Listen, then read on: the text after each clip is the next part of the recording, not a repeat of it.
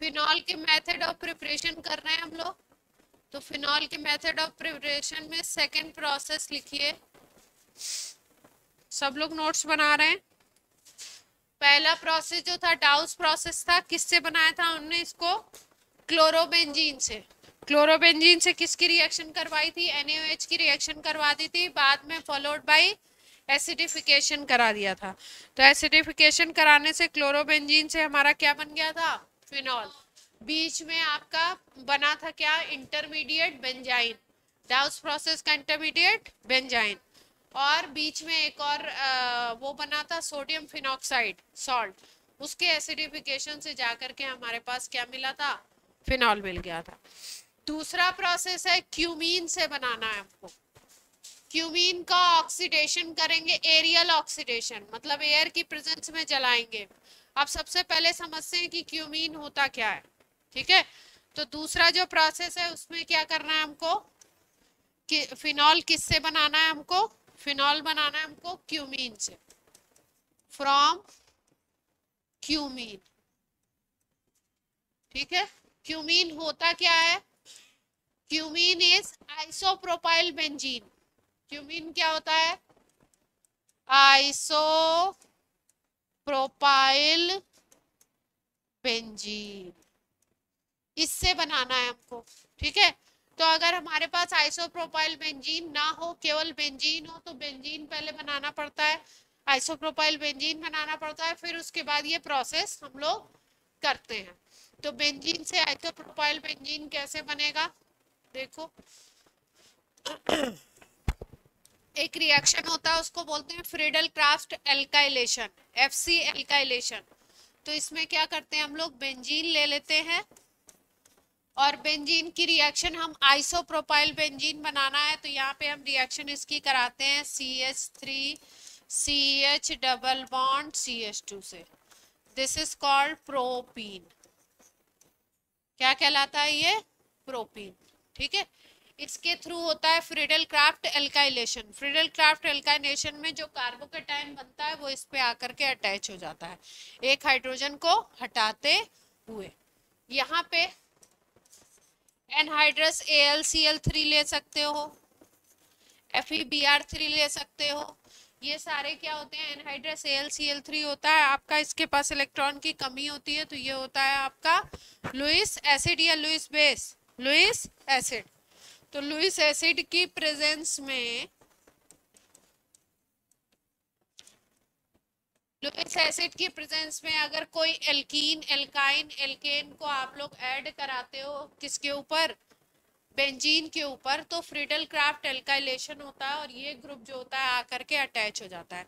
सीधा सीधा ऐसे अटैच नहीं होता है, इलेक्ट्रोफाइल क्रिएट होता है। ये बॉन्ड यहाँ पे जाएगा, जब ये बॉन्ड यहाँ पे जाएगा तो यहाँ पे बनेगा CH+। ठीक है, CH+ बनता है और CH+ बनने के बाद यहाँ से होती है शिफ्टिंग हाइड्राइड की, तो H यहाँ से शिफ्ट हो जाएगा, हाइड्राइड शिफ्ट होगा, फिर उसके बाद ये जो ग्रुप है ऊपर की तरफ जाकर के अटैच होता है। तो मैकेनिज्म नहीं बता रही हूँ, फाइनल प्रोडक्ट बता रही हूँ यहाँ पे क्या बन जाता है। हाँ, प्रोपीन में होता है नो बॉन्ड। ये क्या बन गया यहाँ पे? Isopropyl benzene. ऊपर जाकर के क्या लग जाता है? आइसोप्रोपाइल ग्रुप लग जाता है, HCl अलग हो जाता है। ये आइसोप्रोपाइल बेंजीन का दूसरा नाम क्या है? क्यूमीन। अब इस क्यूमीन से हम बनाएंगे क्या? फिनॉल। क्या बनाने वाले हैं हम? फिनॉल। तो इसका मतलब फिनॉल का प्रिपरेशन आपको ऐसे भी लिख सकते हैं, आइसोप्रोपाइल बेंजीन से करिए या क्यूमीन से करिए।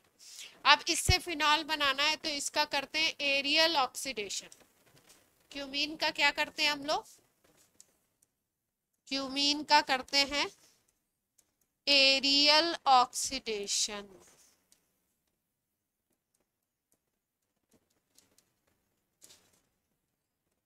क्यूमीन का कर दिया जाएगा एरियल ऑक्सीडेशन।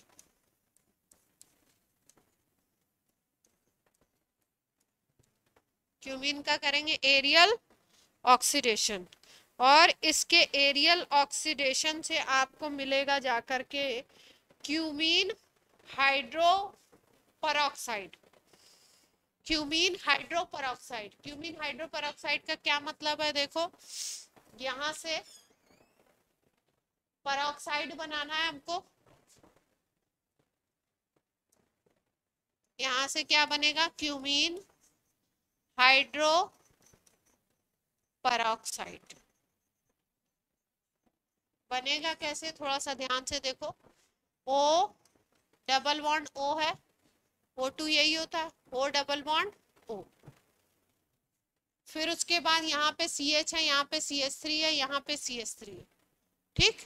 इसका ये जो बॉन्ड है ये टूटेगा, ये वाला जो H का बॉन्ड है ये टूटेगा। H का बॉन्ड जब टूटेगा तो यहाँ पे फ्री रेडिकल क्रिएट होगा, और यहाँ पे बॉन्ड टूटेगा एक, तो यहाँ पे एक फ्री रेडिकल। यहाँ पे कैसे बनेगा फ्री रेडिकल, एक इलेक्ट्रॉन यहाँ, एक इलेक्ट्रॉन यहाँ, तो एक एक फ्री रेडिकल इस तरीके का बन गया जो सिंगल बॉन्ड से अटैच है, ठीक। यहाँ पे क्या होगा, इस जगह पे बेंजीन ऐसी की ऐसी ही रहेगी, और ये जो CH था ना, ये वाला बॉन्ड, CH वाला बॉन्ड, CH3 ऐसे का ऐसे, ये CH3 ऐसे का ऐसे, ये जो CH वाला बॉन्ड है इसका एक इलेक्ट्रॉन इसके पास और एक इलेक्ट्रॉन इसके पास, तो दो फ्री रेडिकल यहाँ भी बन गए। तो यहाँ पे फ्री रेडिकल कैसे क्रिएट होंगे, बेंजीन की रिंग, उसके ऊपर C पे फ्री रेडिकल, और इसके बगल में H फ्री रेडिकल, और यहाँ CH3 वैसे का वैसे। इतनी बात क्लियर होती है, फ्री रेडिकल कैसे बने। एक फ्री रेडिकल ये वाला है, और एक फ्री रेडिकल क्या बन गया, ये, ठीक। एक एक इलेक्ट्रॉन है इनके पास, तो ये एक एक इलेक्ट्रॉन वाला ग्रुप यहाँ पर आकर के इंट्रोड्यूस हो जाता है। ये एक एक इलेक्ट्रॉन वाला ग्रुप कहाँ पे आके इंट्रोड्यूस हो जाएगा, यहाँ पे बीच में O यहाँ पे आकर के इंट्रोड्यूस हो जाएगा। तो पहले ये क्या था, क्यूमीन, अब यहाँ पे क्या हो जाएगा, परोक्साइड इंट्रोड्यूस होगा, O single bond O introduce होगा, तो इसलिए इसको हम लोग बोलेंगे क्यूमीन हाइड्रो परोक्साइड। तो कैसे बनाना है स्ट्रक्चर, ये ऐसे का ऐसे, यहाँ पे C फ्री हुआ था, इसके बीच में कौन आ गया, O, और एक H ये है, एक CH3 ये, एक CH3 ये, देख पा रहे हैं, यस और नो, कोई H की कमी हो रही है क्या, ध्यान से देखो, कोई एक H कम हुआ क्या, किसी जगह पे किसी एक H की कमी आ रही है, कहाँ पे, हाँ, यहाँ का जो हाइड्रोजन था वो कहाँ पे आके जुड़ गया, लास्ट, ठीक है। यानी कि इन दोनों का बॉन्ड यहाँ पे ब्रेक हुआ, इस CH का, एक एक इलेक्ट्रॉन इसके पास, एक इलेक्ट्रॉन इसके पास। एक बॉन्ड बनाने के लिए कितने इलेक्ट्रॉन चाहिए, दो चाहिए, तो दो ऑक्सीजन बैठे हुए थे सिंगल बॉन्ड से अटैच होकर के, एक एक इलेक्ट्रॉन अनपेयर्ड लेकर के, तो एक इलेक्ट्रॉन से यहाँ बॉन्ड बन गया, एक इलेक्ट्रॉन का इनके बीच में बॉन्ड ऑलरेडी था ही, एक बॉन्ड तो टूटा नहीं था, और एक इधर। तो ये जो कंपाउंड बना इसको हम क्या बोलते हैं, क्यूमीन हाइड्रो परोक्साइड, ठीक। अब इसकी रिएक्शन करा देते हैं एसिडिक हाइड्रोलिसिस, इसका करा देते हैं एसिडिक हाइड्रोलिसिस, कहीं पे H+ लिखा हो और साथ साथ में क्या लिखा हो, H2O भी, तो इसको हम क्या बोलते हैं, एसिडिक हाइड्रोलिसिस। इसकी एसिडिक हाइड्रोलिसिस से बन जाता है फिनॉल। क्या बन जाता है इसकी एसिडिक हाइड्रोलिसिस से, फिनॉल। सारांश अपनी कॉपी में भी लिख लिया करो, सब लोग लिखा करो,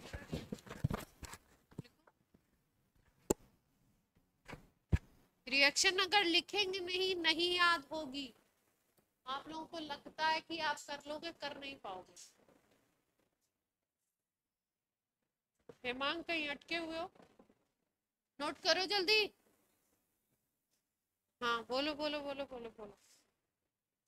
फिनॉल बन गया, और बाकी प्रोडक्ट बनेगा एसीटोन, ये भी तो है ना, ये भी बनाए, हाँ हाँ, कहाँ,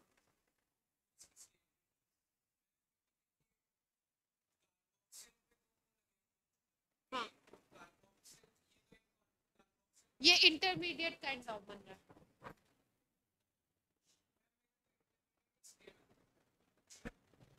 आप ये कह रहे हो फिर हाइड्रोलिसिस क्यों हो रही है, एसिडिक हाइड्रोलिसिस क्यों हो रही है? ये आइसोप्रोपाइल बेंजीन था, इसका एरियल ऑक्सीडेशन कराओगे, ठीक है। एरियल ऑक्सीडेशन की प्रेजेंस, एरियल जब ऑक्सीडेशन कराते हैं हम लोग तो यहाँ पे ऑक्सीजन में फ्री रेडिकल क्रिएट होता है, सनलाइट थोड़ी सी यूज करेंगे यहाँ, तो O2 में क्या होगा, फ्री रेडिकल क्रिएट होगा। जब एक फ्री रेडिकल होता है तो वो कोशिश करता है अपने आसपास कोई फ्री रेडिकल क्रिएट कराने का, तो यहाँ पे जो CH बॉन्ड जुड़ा हुआ है वो उसमें क्या होगा, फ्री रेडिकल क्रिएट हो जाएगा। फ्री रेडिकल का मतलब है एक बॉन्ड टूटता है और एक बॉन्ड टूटने के साथ साथ क्या होता है, एक इलेक्ट्रॉन जिसने दिया था उसके पास और एक इलेक्ट्रॉन दूसरे जिसने दिया था उसके पास, इसी को तो बोलते हैं होमोलिटिक फिजन। होमोलिटिक फिजन में दोनों जो एक बॉन्ड के इलेक्ट्रॉन है वो दोनों कहाँ चले गए, एक एक के पास, ये इलेक्ट्रॉन यहाँ चले गए। उसके बाद ये जो यहाँ पे फ्री रेडिकल बना था और ये फ्री रेडिकल बना था, ये दोनों आपस में क्या हुए, कंबाइंड किए। कॉम्बिनेशन कुछ ऐसा हुआ कि ये जो O और O जो पेरोक्साइड बॉन्ड था ये कहाँ पे कंबाइंड हो गया आकर के, यहाँ पे, इसीलिए इसको हमने नाम क्या दे दिया, क्यूमीन हाइड्रो पेरोक्साइड, ठीक है। क्यूमीन में क्या हुआ, क्यूमीन में आपका पेरोक्साइड बना और ये H इधर आके मूव किया, इसलिए इसका नाम हो गया क्यूमीन हाइड्रो पेरोक्साइड। अब क्यूमीन हाइड्रो पेरोक्साइड की जब एसिडिक हाइड्रोलिसिस हम लोग कराते हैं तो एसिडिक हाइड्रोलिसिस के थ्रू ये मैकेनिज्म नहीं है, ऐसे आप सोच सकते हो कि CH3 CO CH3 अलग हो गया और ये OH आकर के यहाँ पे जुड़, ये पूरा ग्रुप जो है ये क्या हुआ, ये पूरा ग्रुप जो हुआ ये क्या हुआ, अलग हो गया एसीटोन के फॉर्म में, इस फॉर्म में, और ये OH आकर के यहाँ पर के अटैच हो, ठीक है। पर ये मैकेनिज्म नहीं, ये तो एक बताने का एक तरीका है कि ये एसीटोन बन गया और ये बनता है। तो ये कौन सा प्रोसेस था, फ्रॉम क्यूमीन, इसका कोई नाम नहीं है, कोई नाम हो नहीं, फ्रॉम क्यूमीन ही बोल, आइसोप्रोपाइल बेंजीन।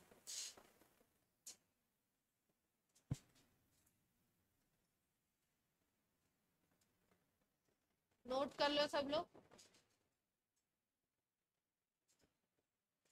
सब लोग नोट कर रहे हैं, क्यों एसीटोन एलिमिनेट नहीं हो,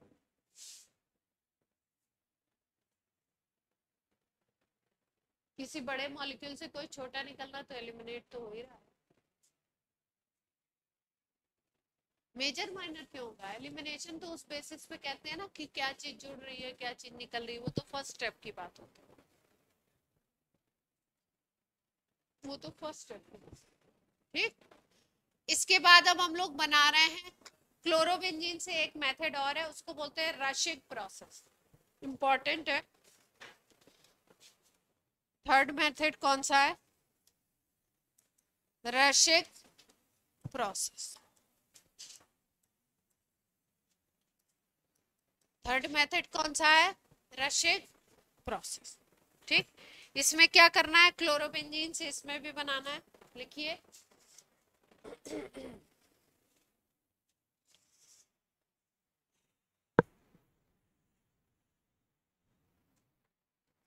vapours of hydrochloric acid, vapours of hydrochloric acid passed over benzene at 500 Kelvin,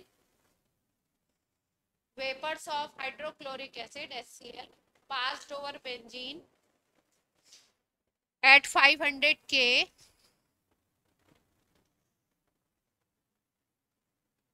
in presence of copper 2 chloride CuCl2, in presence of copper 2 chloride and ferric chloride catalyst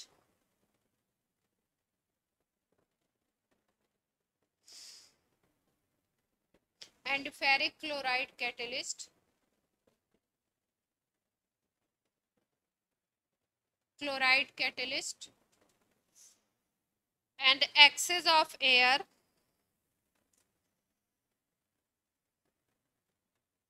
to form chlorobenzene.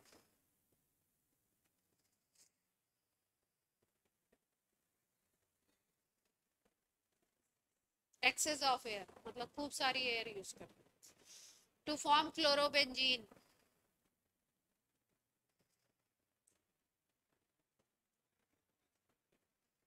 फिर उसके बाद बनाएंगे phenol. हाँ, in presence of, next line लिखिए, in presence of SiO2 catalyst, silica बोलते हैं इसको, in presence of SiO2 silica बोलते हैं इसको, in presence of SiO2 catalyst at 800 degree kelvin, high temperature है काफी, at 800 degree kelvin steam is passed over chlorobenzene and form phenol. Steam is passed over chlorobenzene and form phenol. ये process क्या है? रशिक process. तो पहले क्या किया हम लोगों ने, किसकी किसकी रिएक्शन कराई? पहले किसकी रिएक्शन कराई? विदुषी बोलो स्टेप्स। बेंजीन की रिएक्शन HCl से कराई, किसकी प्रेजेंस में? CuCl2 FeBr3 ले सकते हैं कैटलिस्ट। और क्या है? और क्या है कंडीशन? एक्सेस ऑफ एयर ले लिया, इससे रिएक्शन करा दी। टेम्परेचर वगैरह है कितना? 5000 की 500 केल्विन टेम्परेचर पे ये रिएक्शन कराया, तो क्या बन गया? क्लोरोबेंजीन। अब इस क्लोरोबेंजीन की रिएक्शन किससे कराई? स्टीम से। कैटलिस्ट क्या लिया? SiO2 सिलिका, SiO2 को बोलते हैं सिलिका। 800 केल्विन था ना टेम्परेचर, स्टीम से रिएक्शन किया 800 केल्विन पे, तो क्या बन गया यहाँ पे? फिनॉल। यानी कि पहला जो प्रोसेस था डाउस प्रोसेस, उसमें भी क्लोरोबेंजीन से बनाया था और इसमें भी किससे बनाया? क्लोरोबेंजीन से। लेकिन क्लोरोबेंजीन का प्रिपरेशन यहाँ पे हम लोगों ने किससे किया है? CuCl2 FeBr3 कैटलिस्ट यूज करके एक्सेस ऑफ एयर में HCl पास कराइए 500 केल्विन पे, तो क्लोरोबेंजीन बना। और फिर उसके बाद काफी हाई टेम्परेचर 800 केल्विन पे स्टीम से रिएक्शन करा दिया सिलिका कैटलिस्ट की प्रेजेंस में, तो हमारा क्या बन गया? फिनॉल। इस प्रोसेस को क्या कहते हैं? रशिक्स प्रोसेस, साइंटिस्ट का नेम है। खूब पूछते हैं रशिक प्रोसेस, डाउस प्रोसेस।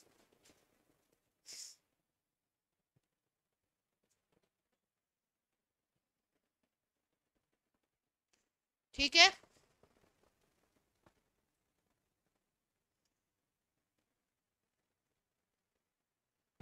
नोट कर लिया?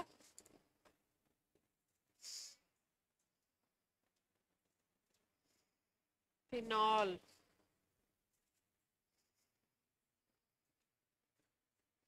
कर लिया? चलो, एक कंपाउंड बनाओ, बेंजीन रिंग बनाओ। नहीं, कुछ नाम बता दिया। बेंजीन रिंग बनाओ। इसमें नहीं बनाना है, प्रोसेस खत्म हो गया, लाइन खींच के दूसरी लाइन में बेंजीन रिंग बनाइए, उसके ऊपर ऊपर नीचे दोनों तरफ OH बना दीजिए।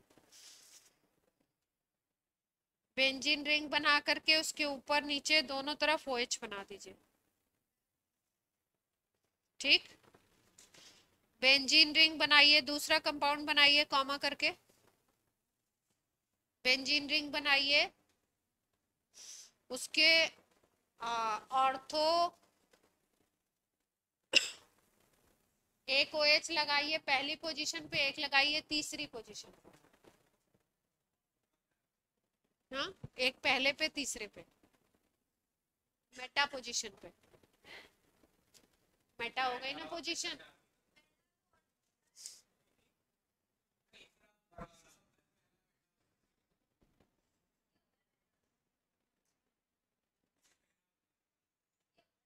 1,3 पोजीशन इज मेटा पोजीशन, ध्यान से सुनिए। पोजीशन 1,3 मेटा होती है, 1,2 ऑर्थो होती है और 1,4 पैरा होती है। ऑर्थो मेटा पैरा का कॉन्सेप्ट किसके रिस्पेक्ट में है? जब कोई एक ग्रुप ऑलरेडी लगा हुआ हो तो, ठीक है, उसकी बेसिस पे लगाते हैं। तो एक जगह 2 OH लगाइए, अपोजिट में लगा दिए बेंजीन रिंग पे, एक जगह अगल बगल लगा दीजिए, एक जगह मेटा पे लगा दीजिए, 3 स्ट्रक्चर बना लीजिए। 3 स्ट्रक्चर एक ही स्ट्रक्चर में नहीं,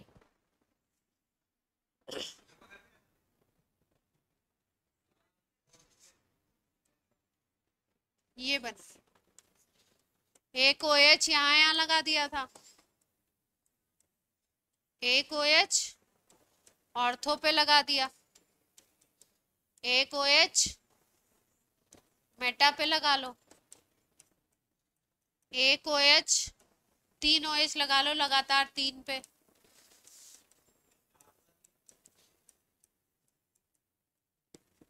तीन OH लगा लो लगातार 3 पे,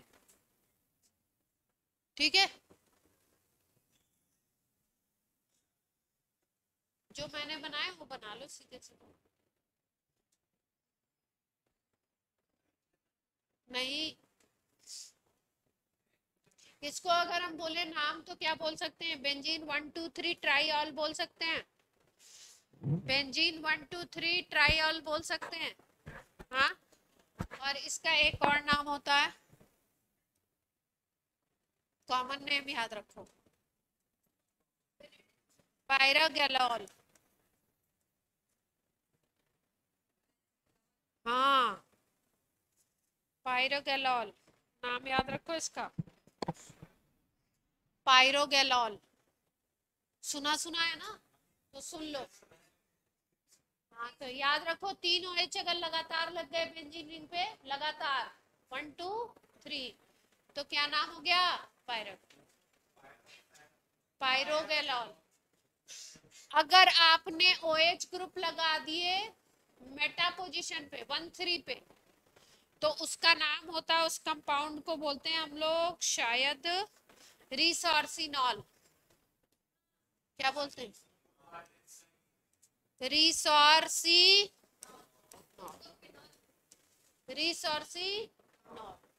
अपोजिट में लगा दिए एकदम, क्यूनॉल। क्या नाम है? क्यूनॉल। और 2 OH अगल बगल लगा दिए, 2 OH अगल बगल लगा दिए, तो आई थिंक इसको बोलते हैं कैटेकॉल। कैटेकॉल, कैचेकॉल भी पढ़ते हैं लोग इसको, कैचे क्यों पढ़ते पता नहीं, कैटेकॉल। TCH तो है नहीं, कैटेकॉल है ना, याद रख लेंगे इनके नाम। इसमें कैटेकॉल लिख दिया, लिख लिया। एक और नाम है इसका, कैचेकॉल नहीं, कैटेकॉल। अच्छा, चलो, ये अगर कोई रिएक्शन कराई जा रही हो तो आपने पता तो होना चाहिए ना किस कंपाउंड की रिएक्शन हो रही है, क्यों? चलो एक और बना लो, फिनॉल बनाओ, फिनॉल के 3 स्ट्रक्चर बना लो, फिनॉल के, हाँ 3 फिनॉल बना लो बस। फिनॉल तो जानते हो ना स्ट्रक्चर, तो बनाओ 3 फिनॉल।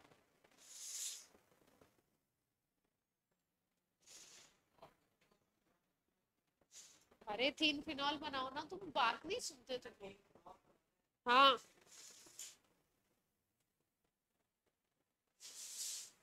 सुनना नहीं है कुछ भी।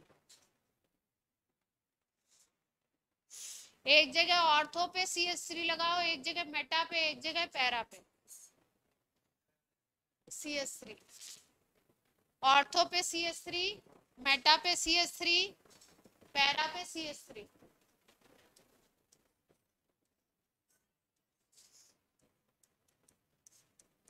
मैं समझ गई थी ना, तुम यही बोल रही हो। ऑर्थो वाले को क्या बोलते हैं?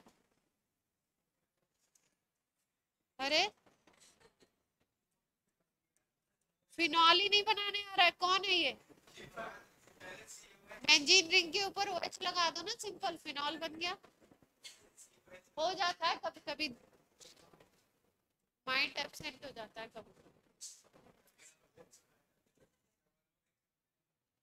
क्या नाम है इसका?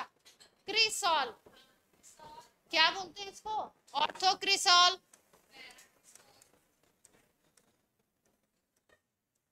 क्रिसॉल, मेटाक्रिसॉल। मतलब क्या याद रखना है आपको? बेंजीन रिंग के ऊपर अगर एक OH ग्रुप है और एक CH3 है, तो वो कौन सा कंपाउंड है? क्रिसॉल। ऑर्थोक्रिसॉल, मेटाक्रिसॉल और पैराक्रिसॉल। ठीक है जी, बना लीजिए जल्दी से।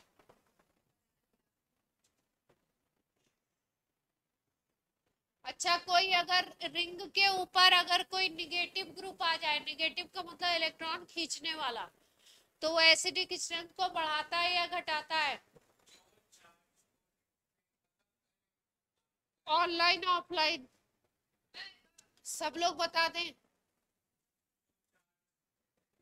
ऑनलाइन वाले सो रहे हैं, राशि, देवांग।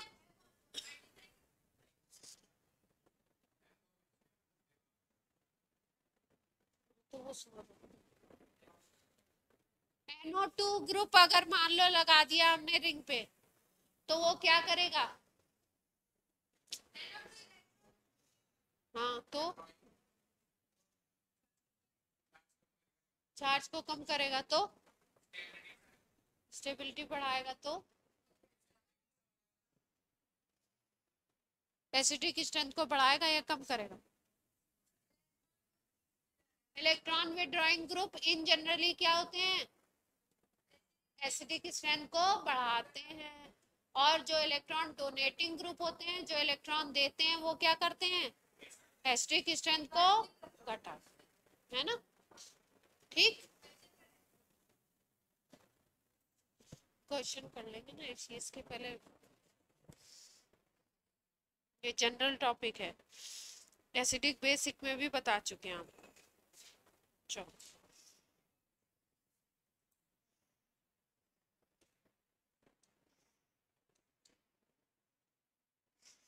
सबसे पहली बात कि फिनॉल का एसिडिक कैरेक्टर किन किन रिएक्शन से शो होगा? फिजिकल प्रॉपर्टीज में अगर देखो तो फिजिकल में एक दो पॉइंट आपने याद रखने हैं।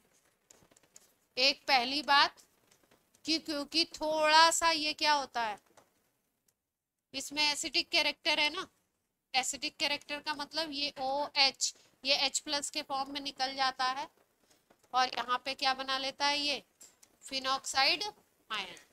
और ये जो फिनॉक्साइड आयन होता है, ये अच्छा खासा स्टेबल होता है। स्टेबल होता है किसकी वजह से? ड्यू टू रेजो, ड्यू टू रेजोनेंस। इसकी स्टेबिलिटी अच्छी खासी होती है।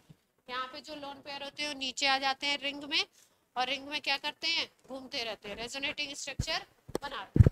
तो इसकी स्टेबिलिटी क्या होगी? अच्छी खासी होगी। अब इसके रेजोनेटिंग स्ट्रक्चर बना के मैं नहीं दिखा रही हूँ, इसके भी और फिनॉल के भी, दोनों के रेजोनेटिंग स्ट्रक्चर आपके नोट्स में होने चाहिए। ठीक, फिनॉक्साइड आयन ये बनाता है, H+ रिलीज करता है, इसका मतलब ये कैसे नेचर का है? एसिडिक नेचर का है।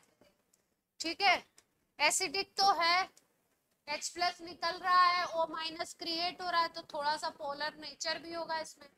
लेकिन ऐसे कंपाउंड आप कह सकते हो कि पोलर सॉल्वेंट में डिसॉल्व होने चाहिए, मतलब वाटर में क्या होना चाहिए? इसको डिसॉल्व होना चाहिए। लेकिन ये जो बड़े बड़े ग्रुप होते हैं ना, एरोमेटिक रिंग वाले जो ग्रुप होते हैं, वो अच्छे तरीके से डिसॉल्व होने वाटर में देते नहीं है। इनकी वजह से इसमें टेंडेंसी क्या होती है कि नॉन पोलर सॉल्वेंट में तो अच्छा डिसॉल्व होगा, ऑर्गेनिक सॉल्वेंट में अच्छा डिसॉल्व होगा, लेकिन वाटर में उतना अच्छा डिसॉल्व नहीं होगा। तो इसके लिए एक वर्ड यूज किया जाता है कि ये क्या होता है? Sparingly soluble in water, water में कैसा सॉल्युबल होगा, स्पेरिंगली, लेकिन नॉन पोलर में क्या होगा, अच्छा डिसॉल्व। पोलरिटी डेवलप है, पर किसकी अच्छी डेवलप हो रही है, जो उसके आर ग्रुप है वो छोटे हैं या बड़े हैं, उसके ऊपर भी चीजें डिपेंड कर रही है। कम इनकम्प्लीट कह सकते हैं, हाँ पार्शियल कह सकते हैं। सॉल्युबिलिटी के टर्म्स में यही इनसॉल्युबल, सॉल्युबल, जो अच्छा डिसॉल्व होगा उसको सॉल्युबल, जो नहीं होगा उसको इनसॉल्युबल, और जो थोड़ा बीच की स्टेज होगी उसको स्पेरिंगली। तीन ही वर्ड यूज किए।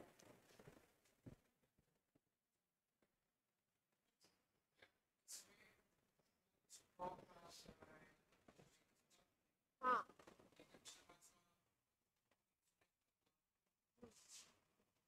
तो वो तो माइनस आई इफेक्ट हो गया ना, और जो इसके पास लोन पेयर है वो इलेक्ट्रॉन को अंदर भेजेगा, एम इफेक्ट स्ट्रांग होता है। इफेक्ट तो दोनों ही होंगे भाई, माइनस आई इफेक्ट भी हो सकता है ना, ये ऑक्सीजन इलेक्ट्रोनिगेटिव है, लेकिन ये क्या करता है, लोन पेयर को नीचे की तरफ देता है। एम इफेक्ट ज्यादा होगा ना, अगर हम बोले तो प्लस एम इफेक्ट ज्यादा है किसकी कंपैरिजन में। एक दिन एसिटिक बेसिक कुछ बताया था, तो वहां बताया था ना ये सब चीजें। तो एसिडिक कैरेक्टर को अगर जज करना है तो करा दो रिएक्शन सोडियम से, करा दो रिएक्शन NaOH। किससे किससे एसिडिक कैरेक्टर को प्रूव करने के लिए किससे किससे रिएक्शन करा दें, सोडियम से करा दो, सोडियम एक्टिव मेटल है, बेसिक मेटल है, तो सोडियम से करा देते हैं। किसकी रिएक्शन, फिनॉल। सोडियम से जब रिएक्ट करता है तो ये H को हटा देता है और क्या बना लेता है, ON। अगर 2 मॉलिक्यूल ले लो तो ये 2 बन जाता है और हाइड्रोजन गैस निकल। ठीक है, अगर हम इसकी रिएक्शन करा दे NaOH से, तो NaOH से भी यही रिएक्शन होता है, NaOH से भी ये बना लेता है ONA। क्या बना लेगा, O। ठीक है, और H2O बाहर। दूसरा एसिड का एक कैरेक्टर होता है सोडियम बाइकार्बोनेट टेस्ट देना। सोडियम कार्बोनेट या सोडियम बाइकार्बोनेट अगर आप एसिड में डालोगे, कौन से एसिड में, जो ऑर्गेनिक कंपाउंड वाले ऑर्गेनिक एसिड होते हैं, उसमें अगर आप डालोगे तो वो CO2 गैस रिलीज करते हैं।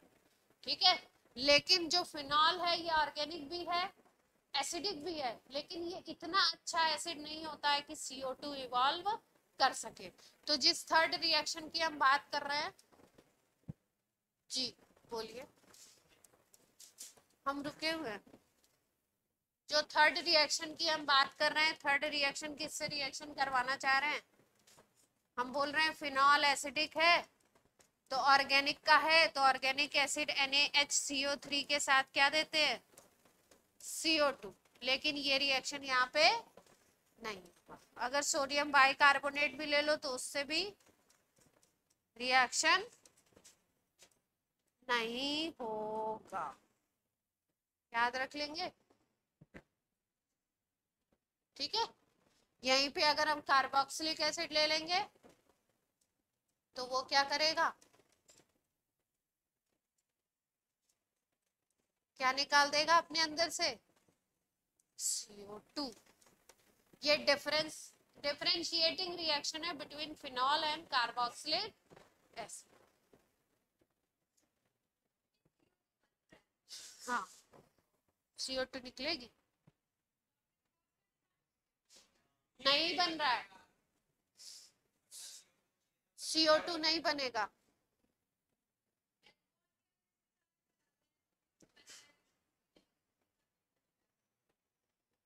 कार्बोक्सिलिक एसिड बना,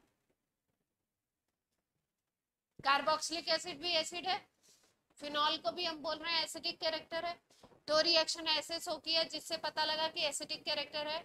सोडियम से अगर कोई चीज रिएक्ट करती है, sodium is a basic metal, sodium से रिएक्ट करके अगर कोई चीज सॉल्ट बनाती है, इसका मतलब वो चीज है एसिडिक। सोडियम हाइड्रोक्साइड से रिएक्ट करके अगर कोई चीज सॉल्ट बनाती है, इसका मतलब वो चीज क्या है, एसिडिक है, क्योंकि सोडियम है बेसिक मेटल और सोडियम हाइड्रोक्साइड तो खुद ही बेस है। ठीक, तो दो रिएक्शन तो इसने शो किए जो इसको एसिड,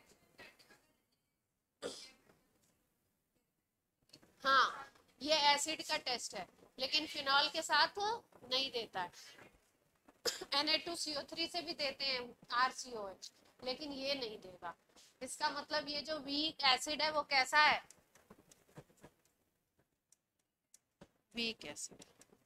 इस रिएक्शन ने क्या प्रूव किया कि ये एसिड तो है पर कार्बोक्सिलिक एसिड के कंपैरिजन में कैसा है।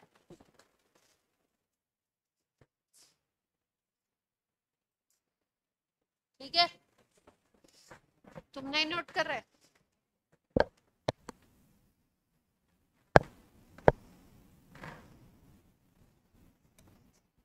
क्या हो रहा है?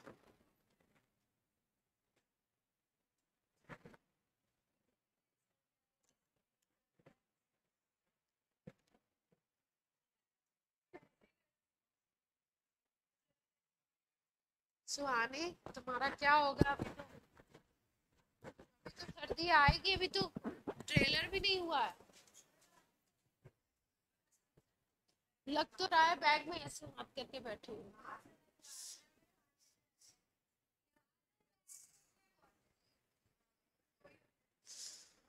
चलो चलो भैया, नेक्स्ट लाइन लिखिए, नेक्स्ट पॉइंट लिख लो। फिनॉल इज, पहला पॉइंट हो गया, स्पेरिंगली सॉल्युबल इन वाटर। देख तो लिया था स्पेरिंगली सॉल्युबल इन वाटर। अब नेक्स्ट पॉइंट लिखना है आपको, phenol is more acidic than alcohol. Phenol is more acidic than alcohol.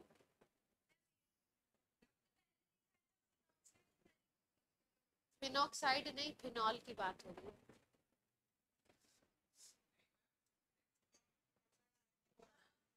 क्या फिनॉल की बात हो रही, फिनॉल की फिजिकल प्रॉपर्टीज की बात हो रही, चार्टा लगेगा। चलो लिखो, phenol is more acidic then alcohol. Alcohol के, अल्कोहल में भी H+ निकलता है ना, हाइड्रोजन अल्कोहल भी ये वाली रिएक्शन करता है। ये देखो, ये सोडियम वाली रिएक्शन अल्कोहल भी करता है। याद है कि नहीं याद है, या भूल गए? ROH अल्कोहल होता है, सोडियम से रिएक्ट करके सोडियम इथॉक्साइड बनाता है, C2H5OH जब हमने लिया था तो, और हाइड्रोजन गैस निकली थी, तो ये रिएक्शन अल्कोहल भी कर रहा है, फिनॉल भी कर रहा है। तो इसका मतलब क्या है, अल्कोहल एसिड है तो फिनॉल भी एसिड है। तो कौन ज्यादा एसिडिक है? एसिडिक कैरेक्टर याद रखिए कि किसका ज्यादा होता है, फिनॉल।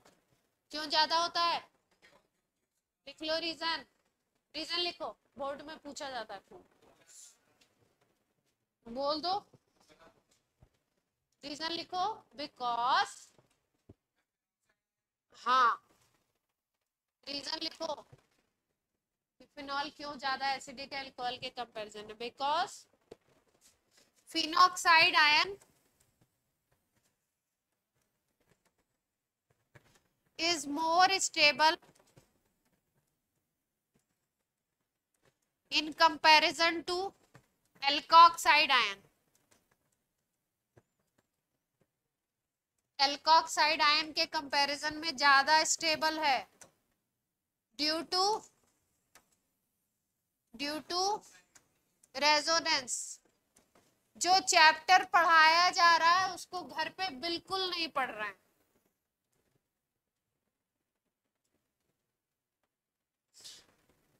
पढ़ नहीं रहे ना चैप्टर को बिल्कुल।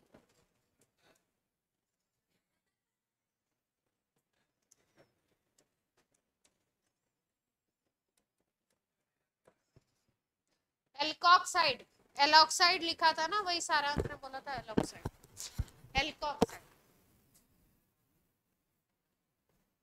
फिनॉक्साइड जो बनता है उसमें रेजोनेंस होता है तो वो स्टेबल हो जाता है। और कोई भी एसिड, ज्यादा एसिड कब होता है, एसिडिक कब होता है, जब वो माइनस आयन जो बना रहा है अगर वो स्टेबल हो जाए। ये रहा फिनॉल। हाँ, फिनॉल ब्रेक हुआ किसमें, फिनॉक्साइड में। फिनॉक्साइड में क्या है, रेजोनेंस, तो ये क्या हो जाता है, स्टेबल। इसके कंपैरिजन में अगर अल्कोहल ले लो C2H5 OH, तो इसको तोड़ोगे तो C2H5O माइनस बनेगा। और ये क्या होता है, नो रेजोनेंस, यहाँ पे कोई रेजोनेंस तो है नहीं, तो उतनी स्टेबिलिटी तो नहीं मिलेगी जितनी फिनॉल के केस में। कोई भी एसिड तब अच्छा एसिड होता है जब वो ब्रेक हो तो जो माइनस आयन बना रहा है, आयन बना रहा है वो स्टेबल। अगर स्टेबल हो गया तो वो अच्छा एसिड है, स्टेबल नहीं हुआ तो वो, स्टेबल नहीं होने का मीनिंग समझते हैं क्या,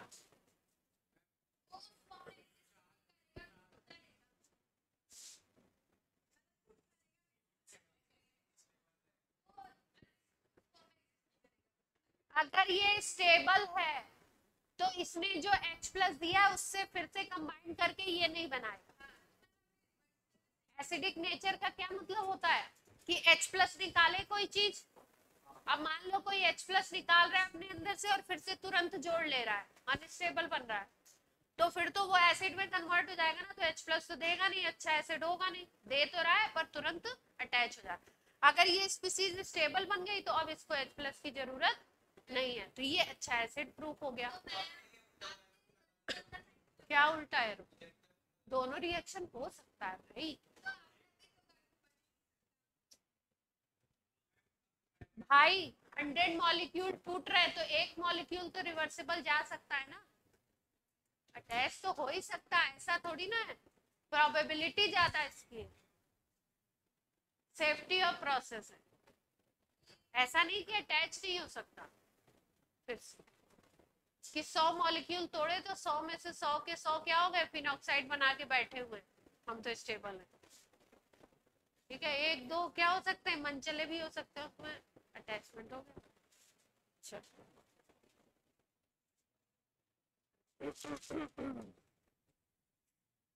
एसिडिक कैरेक्टर प्रूफ हो गया। ठीक है, अब एसिडिक कैरेक्टर में मैं आपको ये नहीं बता रही हूँ कि अगर पॉजिटिव ग्रुप लगा दोगे तो क्या होगा, और ये फिनॉल है, सारांश और हेमांग, बातों की डिटेलिंग में ना जाइए। यहाँ पे CH3 लगा दें, यहाँ पे OCH3 लगा दें, यहाँ पे NH2 लगा दें, यहाँ पे OH लगा दें,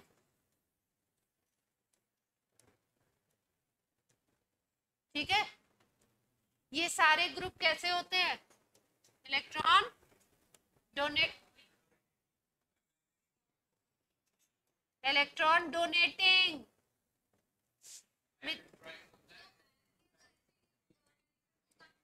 इलेक्ट्रॉन डोनेटिंग ग्रुप हो गए ना, EDG डोनेटिंग ग्रुप। तो डोनेटिंग ग्रुप क्या करते हैं, एसिडिक स्ट्रेंथ को, अगर कोई भी फिनॉल के ऊपर लगा दो तो एसिडिक स्ट्रेंथ को क्या करेगा, डाउन। और अगर इलेक्ट्रॉन विड्रॉइंग लगा दो, NO2 लगा दो, क्या लगा दो, NO2 लगा दो, NO2 लगा दो, CHO लगा दो, ये सब ग्रुप क्या होते हैं आपके, इलेक्ट्रॉन विड्रॉइंग। तो ये क्या करेंगे, एसिडिक स्ट्रेंथ को बढ़ाएंगे। यानी नॉर्मल फिनॉल ले लो और फिनॉल के कंपैरिजन में इसकी एसिडिक स्ट्रेंथ क्या हो जाएगी, जा। ठीक है, लिखिए, दीपक तुम नहीं लिख रहे, लिखो लिखो, लिखते हुए नहीं दिख रहे हो, एक बुकलेट है उसी में लगातार देख रहे हो।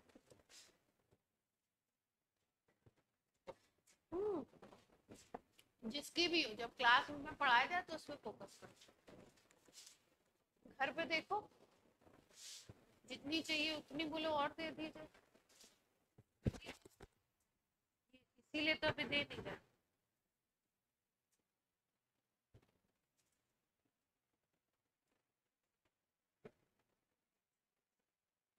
उसका प्रिंटेड वाला केवल हिमांग आपको नहीं मिला है। किसका बोल रहे थे? डीएनएफ का प्रिंटेड नहीं मिले आपको? अरे प्रिंटेड मतलब ये हार्ड कॉपी नहीं मिले किसी के?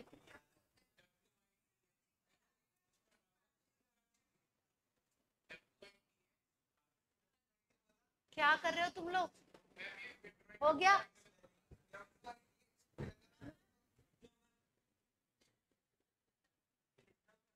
छोटे बच्चे नहीं हो आप लोग?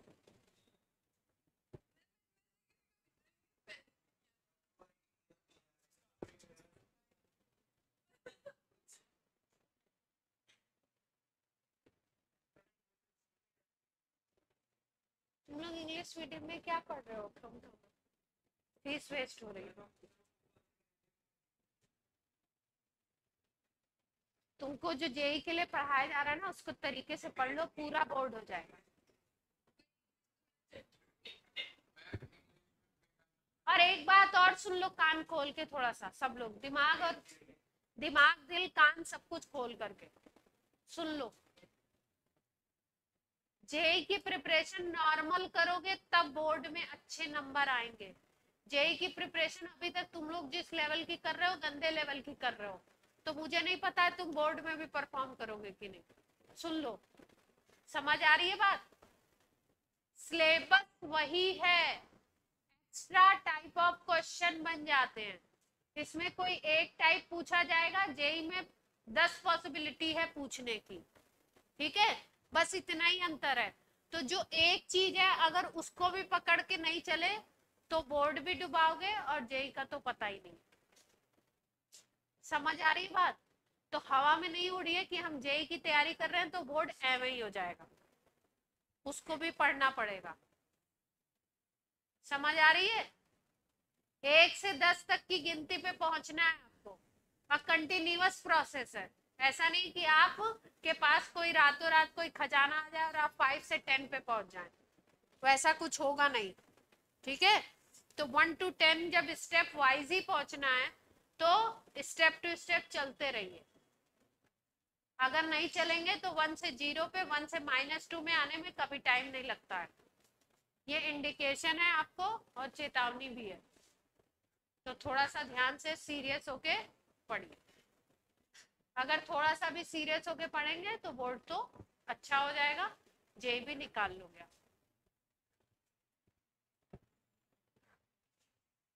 दो तो स्लाइड लिखी मैंने 2 मिनट की, उसमें पता नहीं कितनी कहानी नोट करना है। स्ट्रक्चर बनाइए।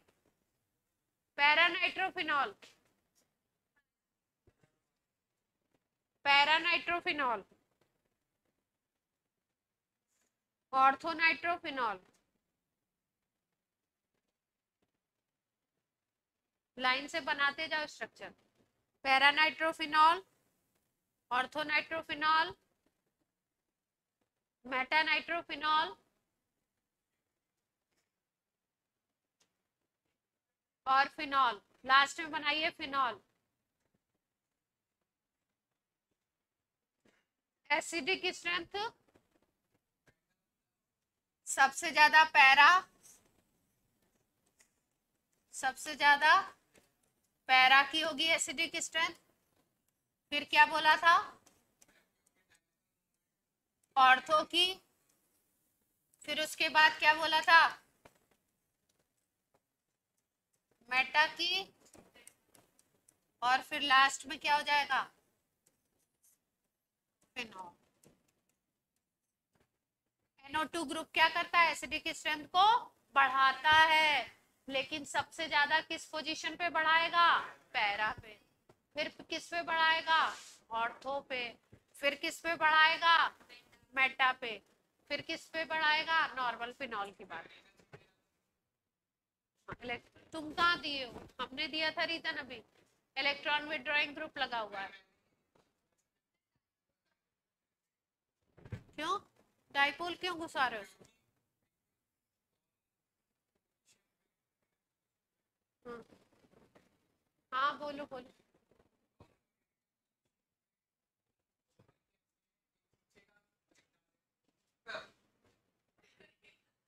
दोनों ग्रुप इस तरीके से।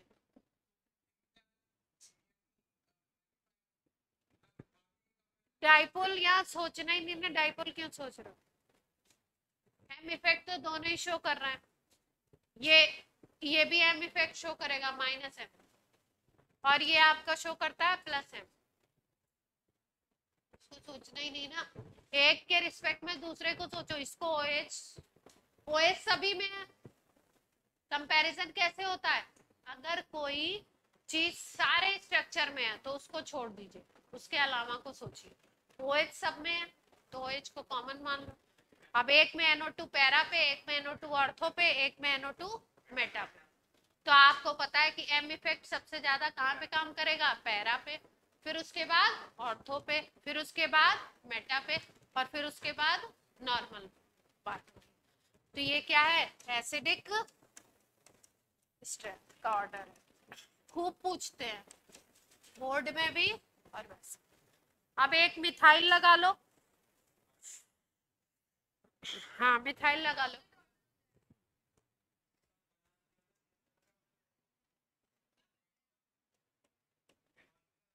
फिनॉल है, ठीक। फिर उसके बाद क्रिसॉल बना रहे हैं। कौन सा वाला बनाए?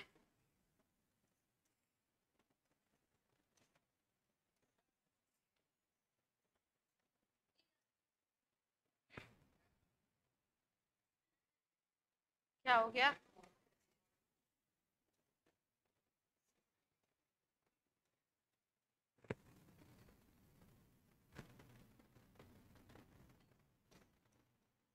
हाँ कुछ भी बोलते हो आप लोग, सुनाई मुझे सब देता है, यहीं पे पास में बैठे हुए।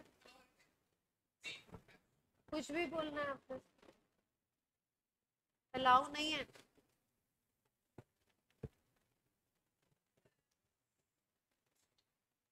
अब इस केस में क्या हुआ, ध्यान से अगर देखो तो एसिडिक स्ट्रेंथ ऐसी क्यों हुई?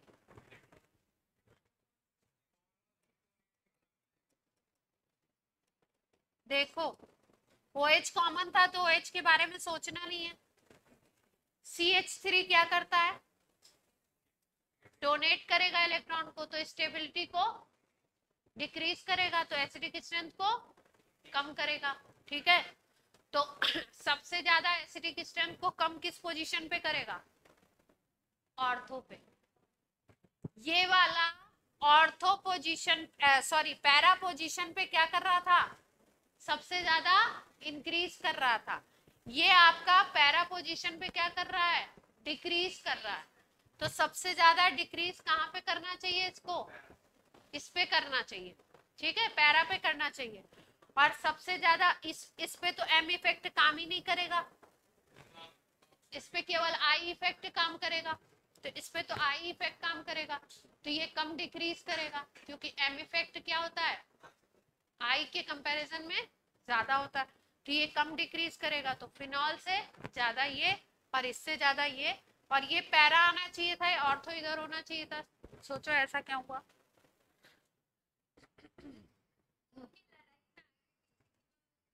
हम्म?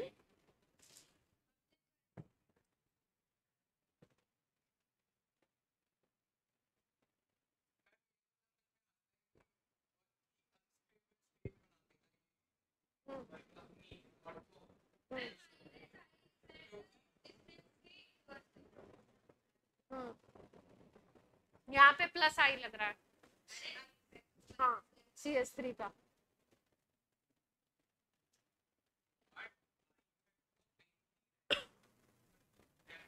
चलो M को देख लो, रिजल्ट ये है, इसको जस्टिफाई करो, मतलब इसका रीजन करो।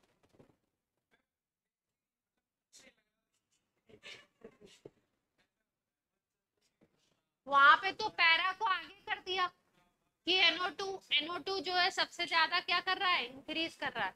यहाँ पे पैरा को यहाँ क्यों लिया?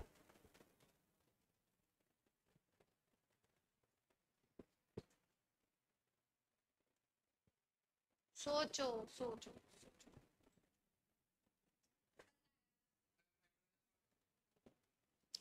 डिस्टेंस से मतलब नहीं है, हाँ सही रीजन है।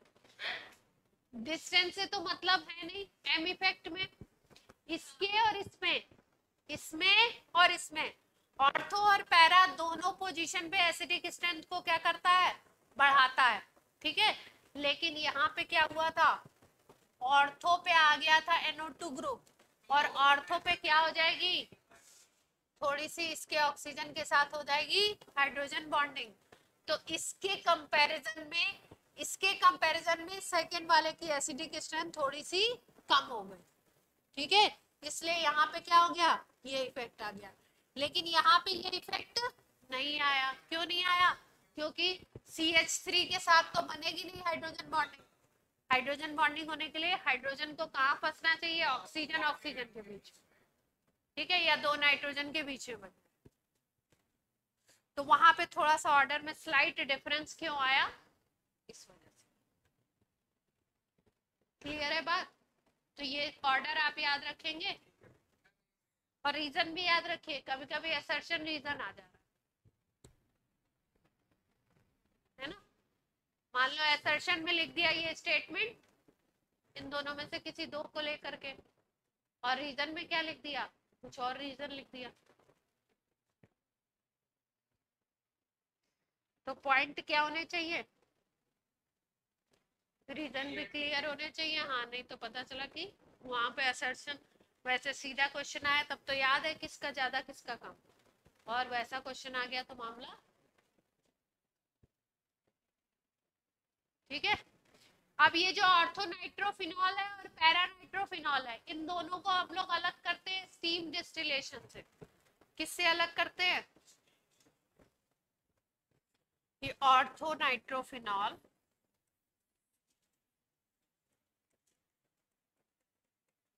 और एक क्या है, पैरानाइट्रोफिनॉल, है ना। इसको हम कैसे अलग करते हैं, स्टीम डिस्टिलेशन से सेपरेट करते हैं।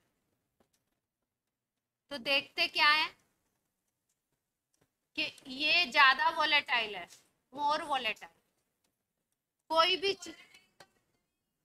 जल्दी से वेपर बनाए, और ये क्या है, लेस वोलेटाइल। स्टीम के साथ जब मिक्स करोगे तो स्टीम के साथ मिक्स होके वेपर में कौन जाएगा, ऑर्थोनाइट्रोफिनॉल, और पैरानाइट्रोफिनॉल कम जाता है। रीजन क्या है इसका, किसी चीज का अगर बॉइलिंग पॉइंट कम है तो उसकी वेपर जल्दी बनेगी। ये ज्यादा वोलेटाइल है, इसका मतलब इसका बॉइलिंग पॉइंट क्या है, कम है, जल्दी से वेपर बना ले रहा है। इसका बॉइलिंग पॉइंट कम क्यों हुआ, क्योंकि यहाँ पे कौन सी हाइड्रोजन बॉन्डिंग हुई, इंट्रामोलिकुलर, इंटर नहीं इंट्रा।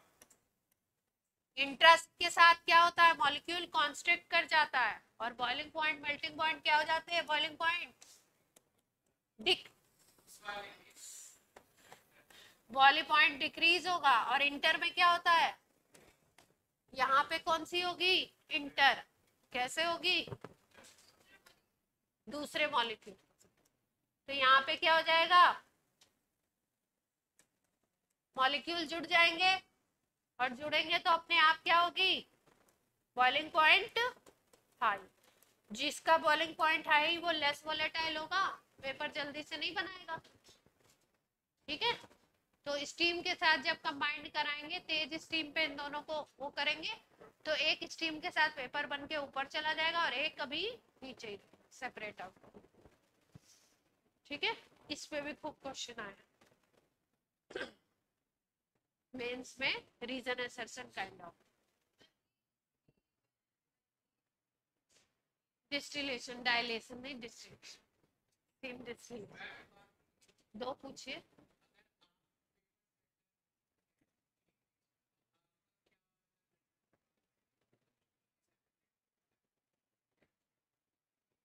जो जो चीजें प्राइम प्राइम बोली जाती हैं कि ये टॉपिक प्राइम है, ये टॉपिक प्राइम है, ये टॉपिक प्राइम है, उसके बेसिक कॉन्सेप्ट्स के क्वेश्चन बनाते हैं। तो वही तो बोल रही हूँ, उसके बेसिक कॉन्सेप्ट्स के जो क्वेश्चंस हैं इस टाइप के, जैसे जीओसी से क्वेश्चन पूछना है तो ऐसे बेसिक स्ट्रेंथ का पूछ लिया। जो बेसिक चीजें बेसिक बच्चे को आता है कि नहीं आता, और 25 क्वेश्चन में से 4 क्वेश्चन डाल देंगे अपनी स्मार्टनेस दिखाने के लिए थोड़े से, वो भी तो दिखाना होता है। हुँ? हाँ, अगर दोनों का मिक्सचर हो तो ज्यादातर में ऑर्थो पैरा एक साथ बनते हैं ना, नाइट्रेशन करोगे तो भी बनेगा, तो अलग भी तो करना होगा। लिखो जल्दी से। 2,4,6 ट्राइनाइट्रोफिनॉल स्ट्रक्चर बना। 2,4,6 ट्राइनाइट्रोफिनॉल, 2,4,6 यानी कि 2,4,6 ट्राइनाइट्रोफिनॉल, इसको पिक्रिक एसिड भी बोलते हैं, TNP ट्राइनाइट्रोफिनॉल। 2,4,6 ट्राइनाइट्रोफिनॉल, 2,4 हाँ DNP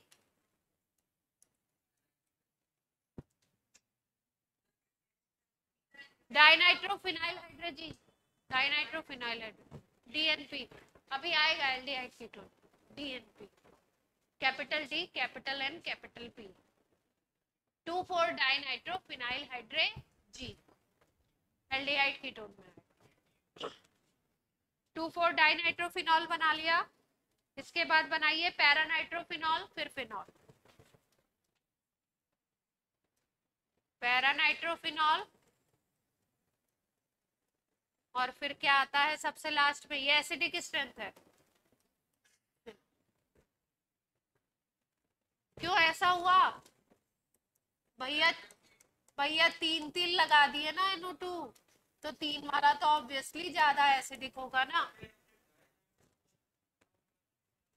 2,4 डाइनाइट्रोफिनॉल, 2 नाइट्रो वाला तो उससे कम ही होगा, और 1 नाइट्रो वाला उससे भी कम, और चौथे में क्या है, ये बहुत सीधा क्वेश्चन हो गया, और एक में क्या है ही नहीं। ठीक,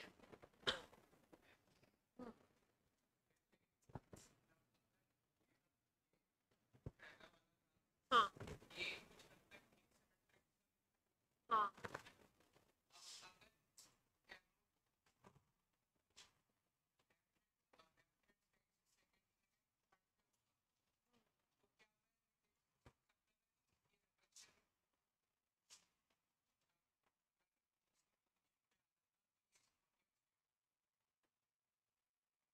अनस्टेबल क्यों होगा? मेटा प्रोडक्ट बनता तो है,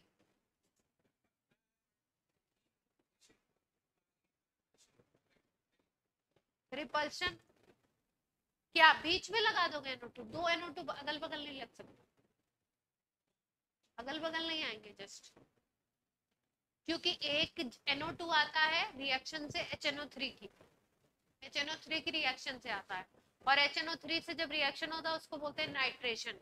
बेंजीन का कराओ, क्लोरोबेंजीन का कराओ, फिनॉल का कराओ, एनिलीन का कराओ, NO2 की रिएक्शन, NO2 ऐड होगा अगर रिंग के ऊपर, तो उसको क्या बोलते हैं हम लोग? नाइट्रेशन। कराया जाता है कॉन्सेंट्रेटेड HNO3 और कॉन्सेंट्रेटेड H2SO4 की प्रेजेंस में, दो के मिक्सचर। तो वहां पे जो स्पीसीज आकर के जो इलेक्ट्रोफिलिक सब्सटीट्यूशन है, और इलेक्ट्रोफिलिक सब्सटीट्यूशन में जो इलेक्ट्रोफाइल आता है वो आता है NO2 प्लस। NO2 प्लस का मतलब है प्लस कहाँ पे अटैच होगा? जहाँ पे इलेक्ट्रॉन इंक्रीज होंगे, ठीक है, निगेटिव चार्ज आएगा जहाँ पे रिंग के ऊपर, तो रिंग के ऊपर निगेटिव चार्ज है। कभी भी जो हमने रेजोनेटिंग स्ट्रक्चर बनाया उसमें कभी भी हमने नहीं देखा कि अगल बगल में आ जाए, एक एक छोड़ के ही आता है ना जब स्ट्रक्चर बनाते हो, निगेटिव चार्ज या पॉजिटिव चार्ज, तो कभी भी ऐसा नहीं होगा कि NO2 अगल बगल आ। देख रहे हो यहाँ पे भी क्या हो रहा है, OH के बगल में NO2 है, लेकिन फिर दूसरा NO2 कहाँ पे लगा है? एक पोजीशन छोड़ के, फिर अगला कहाँ पे लगा है? एक पोजीशन। क्लियर है बात? तो ये आपके क्या हो गए, ये आपके हो गए एसिडिक स्ट्रेंथ को कंपेयर करना। ठीक, अब इसमें अगर हेलोजन लगा दो, हेलोजन, तो हेलोजन का भी लिख लो। अब कर लोगे मेरे ख्याल से तुम, अब तो कंपेयर कर लोगे तुम। लिख लो ऑर्थोक्लोरोफिनॉल, ऑर्थोक्लोरोफिनॉल, ऑर्थोब्रोमोफिनॉल, ऑर्थोआइडोफिनॉल, रे ऑर्थो पे क्लोरो लगाओ फिनॉल के, ऑर्थो पे ब्रोमो लगाओ,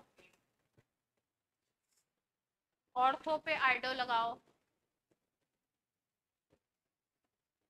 पानी बहुत है, बहुत है। Ortho chloro, ortho bromo, ortho iodo, बनाओ स्ट्रक्चर, लिख क्यों रहे इतना नाम, ऑर्थो आइडो और फिर ऑर्थो फ्लोरो।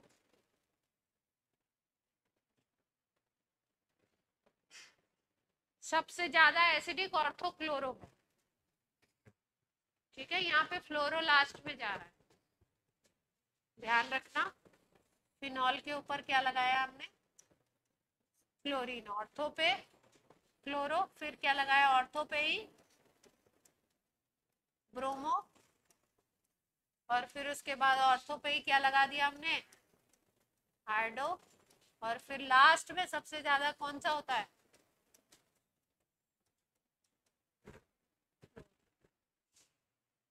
एसिडिक स्ट्रेंथ किसकी ज्यादा है,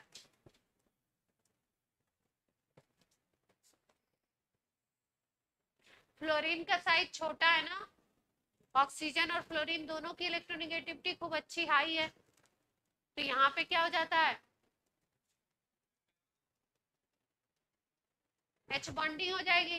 तो हाइड्रोजन, हाइड्रोजन ट्रैप सबसे ज्यादा किसमें होगी दीदी, क्लोरीन इतना बड़ा सा है, हाइड्रोजन ऑक्सीजन के साथ कर ही नहीं पाएगा, ब्रोमीन उससे भी बड़ा, आयोडीन उससे भी बड़ा।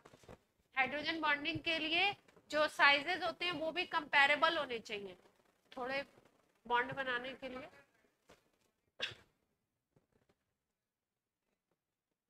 क्या हाइड्रोजन ट्रैप हो गया एक और एक्स्ट्रा बॉन्ड बना के,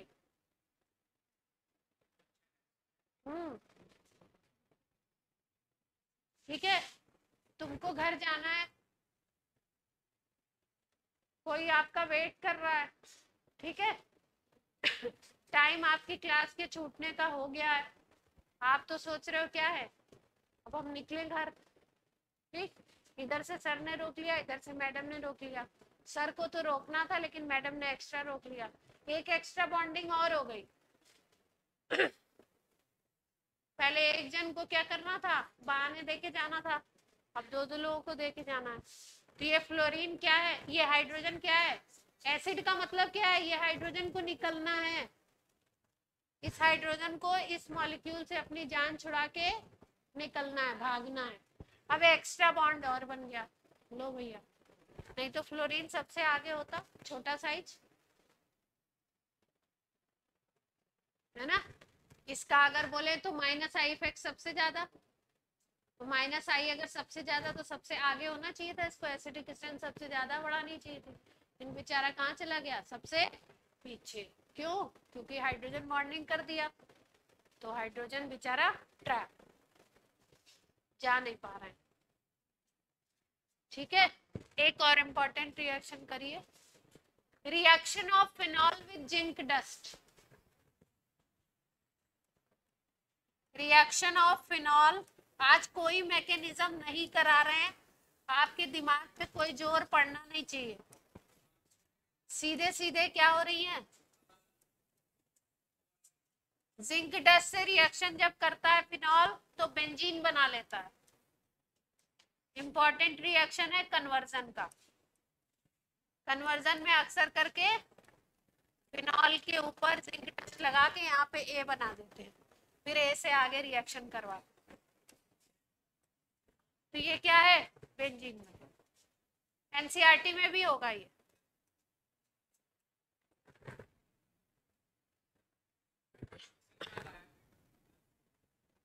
बोर्ड में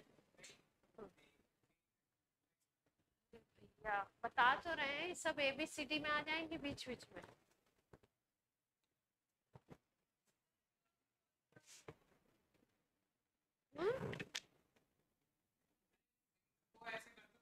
जिंक डस्ट मतलब जिंक मेटल, तो जिंक ही है फॉर्मूला, ऐसे लिख दो जिंक डस्ट। ठीक है, नेक्स्ट रिएक्शन लिखो, रिएक्शन विद अमोनिया। अमोनिया से करा दो reaction, reaction with ammonia.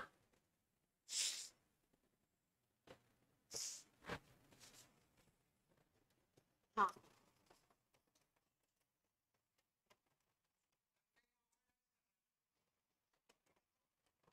Oxidise करेगा, सोचो, पूरा निकाल दिया उसने ग्रुप। अमोनिया से रिएक्शन हो रहा है, एनहाइड्रस ZnCl2 ले सकते हो आप, एमिनो ग्रुप इंट्रोड्यूस हो जाता है, एनिलीन बन जाता है। तो अगर आपको फिनॉल से क्या बनाना है, एनिलीन, ये भी दिया जाएगा आपको टेस्ट के लिए,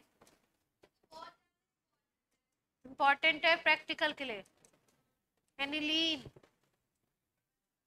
ठीक है, बहुत सारी डाइज बनती है इससे, एजोडाइज बनती है, एजोडाइज। एक प्रोसेस आपको बताया था ना, डाई एजोटाइजेशन, उसमें ये पार्टिसिपेट करता है और फिर उससे जो कंपाउंड बनता है डाइजोनियम क्लोराइड, उससे बहुत सारी डाइज बनाई जाती है, बहुत।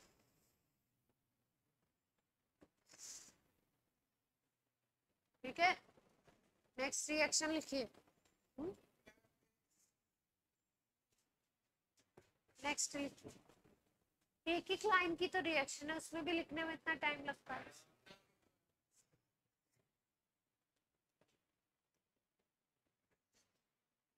Reaction with acid chloride and acid anhydride, acid chloride and acid anhydride.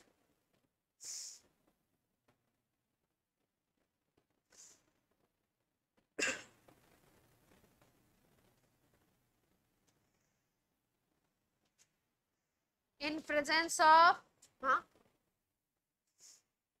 Zinc dust की, इन presence of pyridine, pyridine, pyridine, pyridine एक बेस है, इन प्रेजेंस ऑफ pyridine,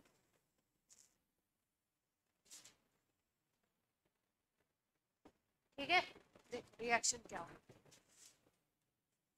ध्यान से देखो, हेडिंग वेडिंग डाल लिया ना, रिएक्शन विद एसिड, एसिड के क्लोराइड से रिएक्शन होना है, किसी एसिड के, एसिटिक एसिड के क्लोराइड का नाम बताओ, फॉर्मूला बताओ, और एसिड के एनहाइड्राइड से रिएक्शन होना है।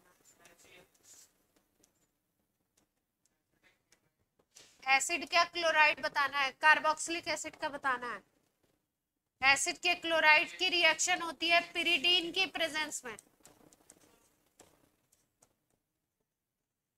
प्रेजेंस ऑफ pyridine, और एसिड के एनहाइड्राइड की रिएक्शन होती है कॉन्सेंट्रेटेड H2SO4 की प्रेजेंस।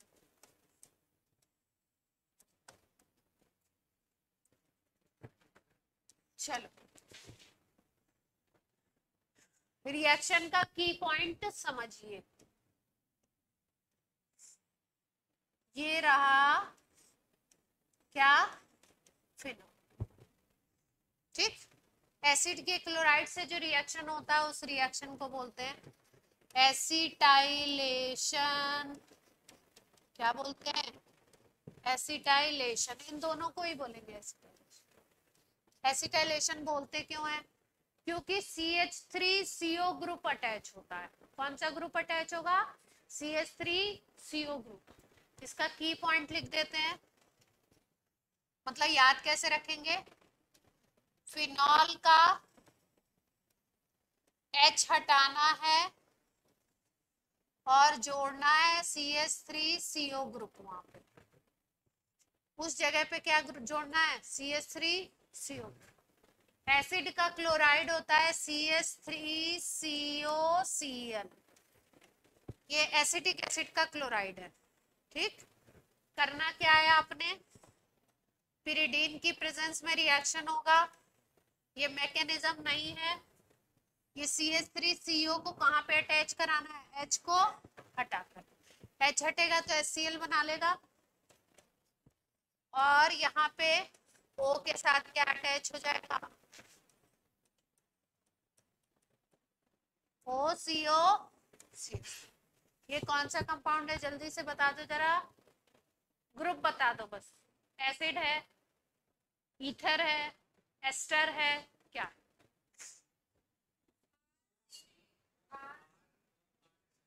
हाँ,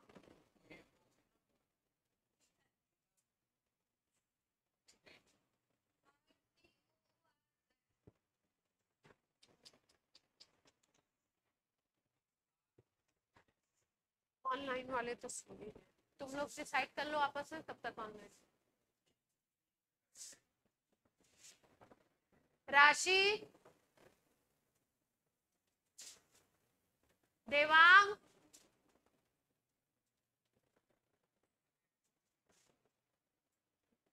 देवांग, तुम लोग इस पे फोकस करो, ये कौन सा कंपाउंड है।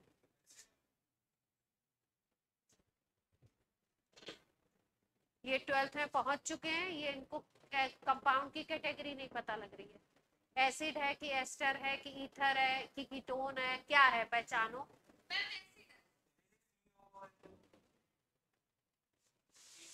देवांग, ये कौन सी कैटेगरी का कंपाउंड है, एसिड है, एस्टर है, ईथर है, कीटोन है।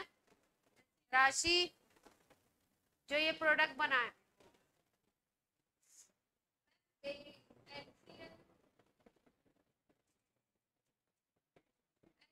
विदुषी, एस्टर है।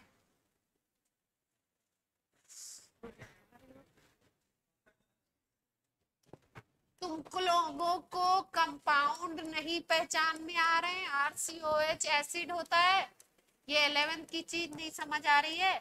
RCOR एस्टर होता है, एस्टर की सिंथेसिस पढ़ा दी, एस्टरिफिकेशन। ROR ईथर होता है। पूरी कहानी खत्म हो गई, एल्डिहाइड कीटोन पे पहुंचने वाले हैं, और कंपाउंड देख करके पहचान नहीं पा रहे हैं।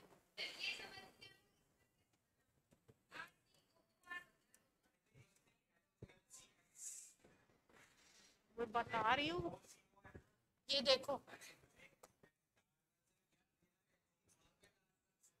ये होता है, देखो बोर्ड पे, सब लोग बोर्ड पे देखो, RC डबल बॉन्ड O के साथ क्या लगा होना चाहिए, R, क्या लगा हुआ, यहाँ पे क्या लगा है, ये लगा है, ये R है, ये C डबल बॉन्ड O है, ये O है, फिर ये जो ग्रुप लगा हुआ है क्या हो गया,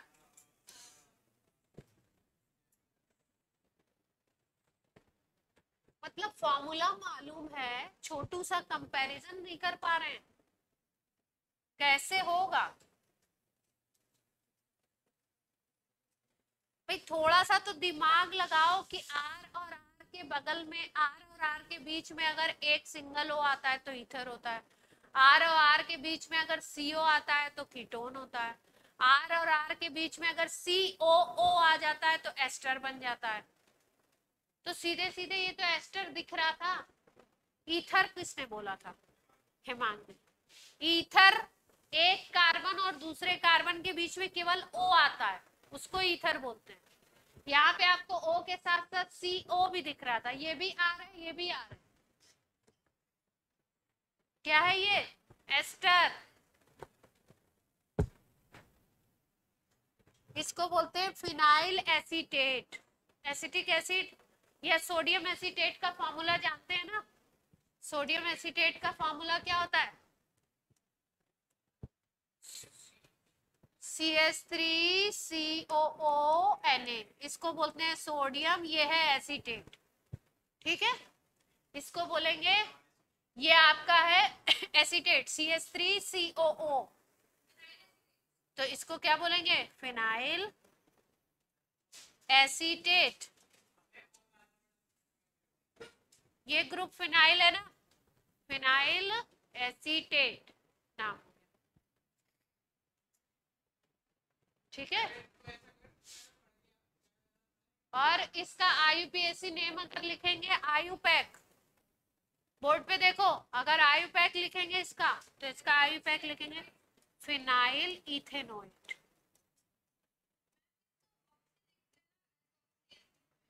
क्या?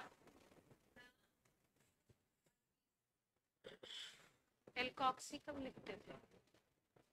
एल्कॉक्सी ईथर में लिखते थे, एल्किल एल्केनोएट।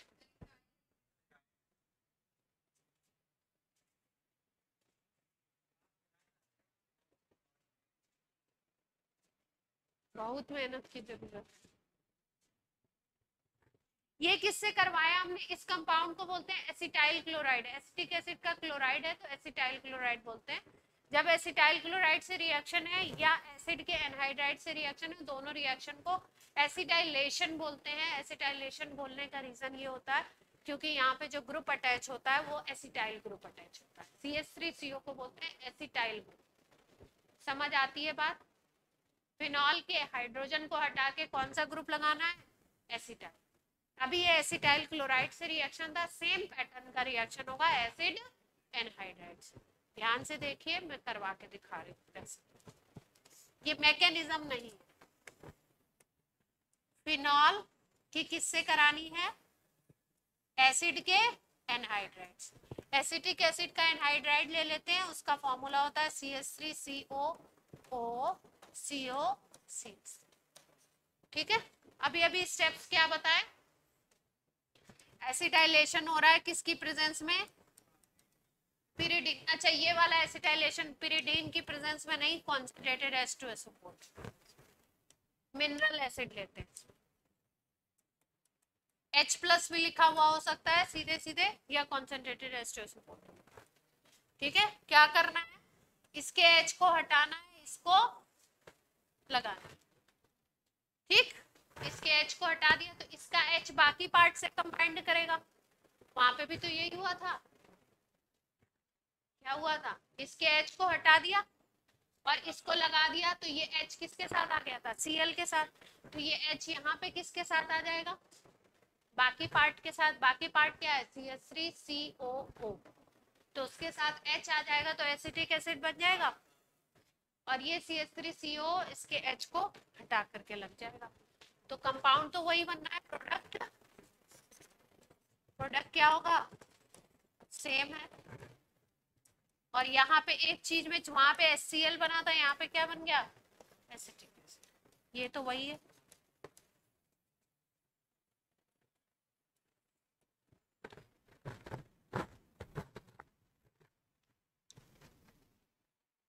ठीक है, तो ये प्रोसेस क्या था? एसिटाइलेशन। एसिटाइलेशन का मतलब CH3CO ग्रुप का इंट्रोडक्शन करना। किस ग्रुप पे? फिनोलिक ग्रुप पे। फिनॉल के हाइड्रोजन को हटा के कौन सा ग्रुप लगाना है? CH3CO। ठीक,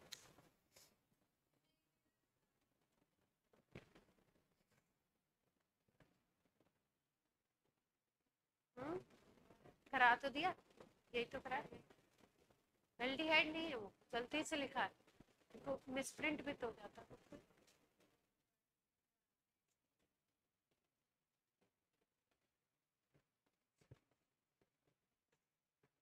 हो गया? हो गया?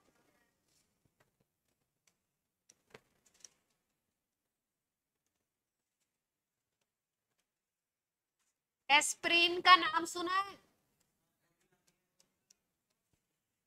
एस्प्रिन क्या? हाँ, आई थिंक यही होता है नाम। ASPIRIN,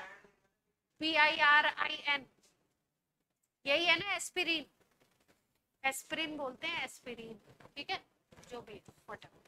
कैसे काम आती है? एंटीपायरेटिक, बुखार के लिए, ठीक है, एंटी इंफ्लामेटरी, कहीं पे इन्फेक्शन हो गया और स्वेलिंग वगैरह आ गई हो तो एंटी, ड्रग वाले चैप्टर में भी आएगी, इन्फ्लामेटरी, इंट्रा इन्फ्लामेटरी का क्या मतलब होता है? कहीं पे स्वेलिंग वगैरह आ गई हो, कहीं पे कोई इन्फेक्शन हो गया हो तो उसके अगेंस्ट ये काम करती है। और एक और काम करती है, एक पायरेटिक है, पायरेटिक, फायर का मतलब होता है फायर, फायर का मतलब होता है हाई टेम्परेचर, मतलब बुखार के लिए। हाँ, पायरीन वर्ड का मतलब क्या है? फायर, फायर का मतलब हाई टेम्परेचर, हाई टेम्परेचर का मतलब बुखार, ठीक है। तो कैसे काम करेगी? बुखार के अगेंस्ट, अगर टेम्परेचर हाई है। दूसरा एंटी इन्फ्लामेटरी, ठीक है। तीसरा एनाल्जेसिक, एनाल्जेसिक वो होता है जो, बता रहे हैं ना क्या होते हैं, बनाना है, फिनॉल से बनते हैं एनाल्जेसिक, ठीक है। एंटीपायरेटिक क्या होते हैं? फीवर को डाउन करेंगे, एंटी इन्फ्लेमेटरी क्या करेंगे? स्वेलिंग वगैरह को कम करेंगे, ठीक है। एनाल्जेसिक क्या होंगे? पेन रिलीवर होते हैं, पेन को कम करेंगे। तो एस्पिरिन में तीनों प्रॉपर्टी होती है।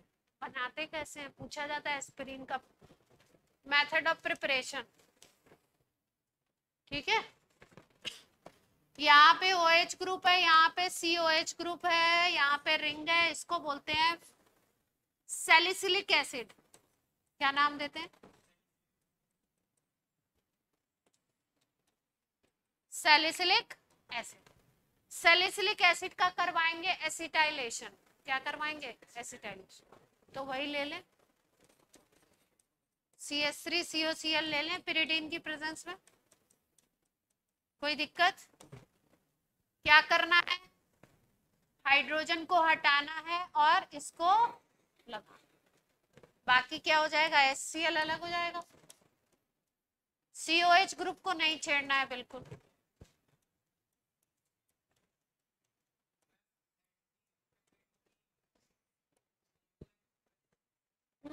किस वजह से ये नहीं पता मुझे, इसका ये तीन काम करती है, ठीक है।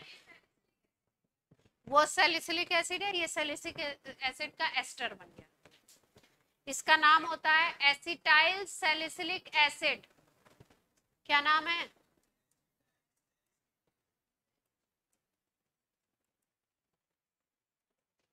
और जो मेडिसिन आती है उसमें ये प्रेजेंट होता है एस्पिरिन। क्या है ये? एस्पिरिन, ठीक है।